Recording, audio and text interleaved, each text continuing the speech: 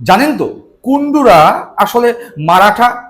অবাক হচ্ছেন না? অবাক এখনই হবেন না, তার কারণ অবাক হওয়ার মতো বিভিন্ন তথ্য এই পর্বে আপনাদের সামনে আমি তুলে ধরবো। আপনারা দেখছেন বাংলা রাস্তা, আমি সায়ন্তন চক্রবর্তী। তো যে কথা বলছিলাম, কুন্ডু, যাদের পদবী কুন্ডু, তারা কি আসলে মারাঠা? এইরকম প্রশ্ন কিন্তু ঘুরপাক খাবে আজকের পর্ব জুড়ে।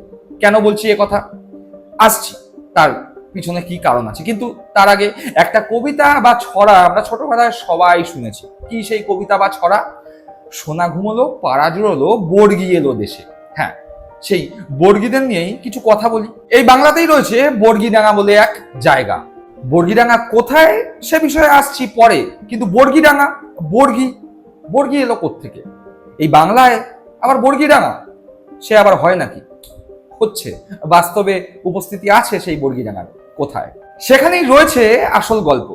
আমরা সকলেই জানি, ইতিহাসে পড়েছি, লোকমুখে শুনেছি যে বাংলায় একসময় বারংবার বর্গীদের আক্রমণ হতো। বর্গী কারা ছিল? বর্গী ছিল মারাঠা যোদ্ধারা, যারা বিভিন্ন রাজ্যে তখন আক্রমণ চালাতো এবং প্রচুর লুটপাট করে নিজেদের রাজ্যে ফেরত যেত।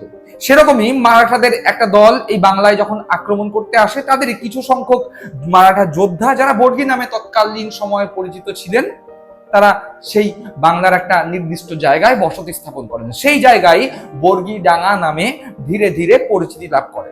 বর্গীরা যেহেতু বসতি স্থাপন করেছে এবং নদী তীরবর্তী অঞ্চল, তাই সেই জায়গার নাম হয় বর্গিডাঙ্গা। এবার বর্গিডাঙ্গা বর্তমানে কোথায়? হুগলি জেলার খন্নান বলে একটি জায়গা আছে, যা অতীতে বর্গিডাঙ্গা নামেই পরিচিতি পেয়েছিল। সেই হুগলি জেলার খন্নানেই রয়েছে বর্গিডাঙ্গা। আর সেই বর্গিডাঙ্গা নিয়েই আজকের পর্বে আমরা আলোচনা করছি, তার কারণ এই বর্গিডাঙ্গা থেকেই উঠে আসবে কুন্ডু পদবীর ইতিহাস।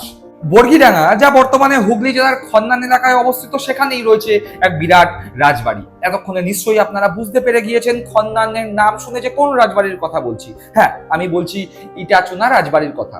ইট, চুন আর সুরকি দিয়ে লাল রঙের একটি রাজবাড়ি বা জমিদার বাড়ি গড়ে উঠেছিল। যেহেতু ইট এবং চুন মূল উপাদান এই রাজবাড়ির, তাই এর নাম কালক্রমে হয়ে দাঁড়ায় ইটাচুনা রাজবাড়ি।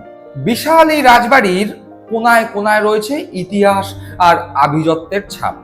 রাজবাড়ির মধ্যে ঢুকলেই প্রথমেই দেখতে পাওয়া যায় একটি নারায়ণ মন্দির। নিত্য নারায়ণ পূজা হয় সেখানে।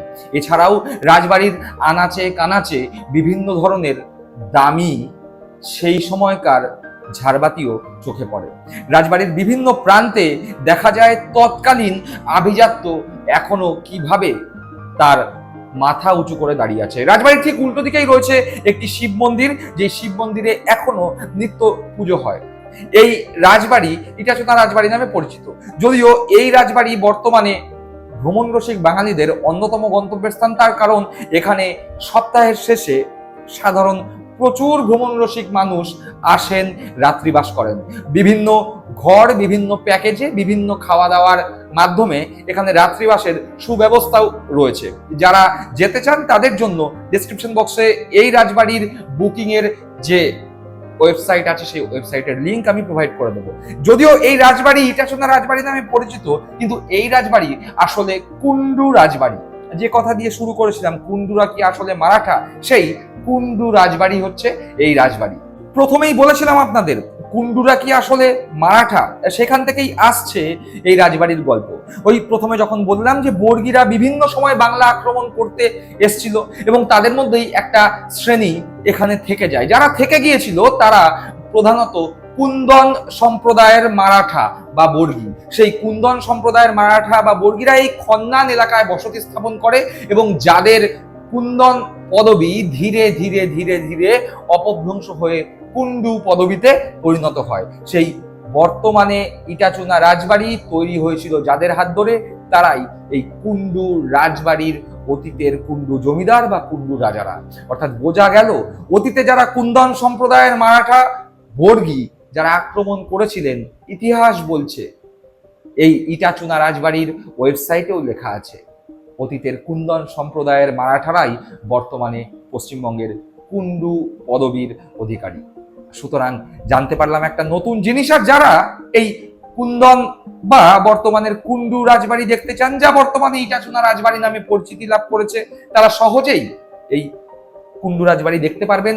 আসতে গেলে আপনাদের সোজাসুজি চলে আসতে হবে খন্নান স্টেশনে। হাওড়া থেকে আসলে হাওড়া বর্ধমানগামী যে কোনো ট্রেনে উঠে খন্নান স্টেশনে নামতে হবে এবং খন্নান স্টেশনে নেমে খুব সহজেই টোটো করে মিনিট দশকের মধ্যে পৌঁছে যেতে পারেন এই রাজবাড়িতে।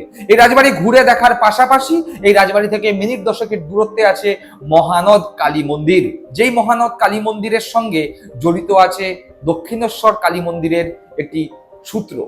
সুতরাং আপনারা যারা ইটাচোনা রাজবাড়ি দেখবেন তারা অবশ্যই মহানদ কালীবাড়িও দেখে আসতে পারেন। আর মহানদ কালীবাড়ির ইতিহাস, মহানদ কালীবাড়ির বৈশিষ্ট্য, মহানদ কালীবাড়ির সঙ্গে জড়িত গল্প আসছে পরের পর্বে। ততক্ষণের জন্য বিদায় বন্ধুরা। আজকের পর্ব কেমন লাগলো অবশ্যই কমেন্ট বক্সে জানাবেন। সকলে ভালো থাকবেন।